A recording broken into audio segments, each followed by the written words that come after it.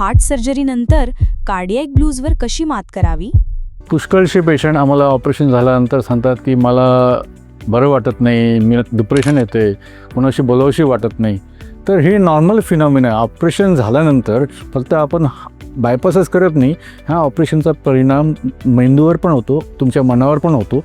आणि ऑपरेशननंतर काही दिवस डाऊन वाटणं, काही दिवस फ्रेश वाटणं, म्हणजे हे नॉर्मल आहे.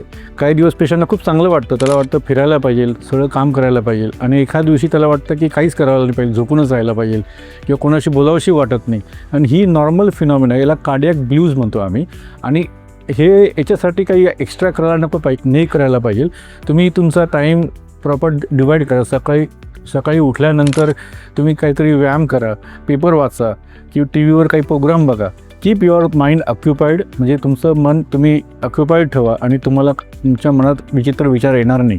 सगळ्यात महत्त्वाचं म्हणजे नातेवाईकांशी गप्पा मारा. जास्त लोकांना बोलू नका घरात, कारण इन्फेक्शनची रिस्क वाढते, पण नातेवाईकांशी गप्पा मारायला, टी व्ही बघायला, पेपर वाचायला काहीच हरकत नाही. आणि वीक बाय वीक तुम्हाला बरं वाटेल. समजा ह्या आठवड्यात तुम्हाला 4 वेळा डाऊन वाटलं मेंटली, तर पुढच्या आठवड्यात तुम्हाला 3 वेळा वाटेल, त्याच्या पुढच्या आठवड्यात 2 वेळा वाटेल. बाय 1 मंथ, 1 महिन्यापर्यंत पेशंट नॉर्मल होऊन जातो. तर कार्डियक ब्लूज हे नॉर्मल आहे आणि याच्यासाठी आम्ही ट्रीटमेंट पण चालू ठेवतो पेशंटला. तर त्यामुळे पेशंटनी घाबरायची काही गरज नाही.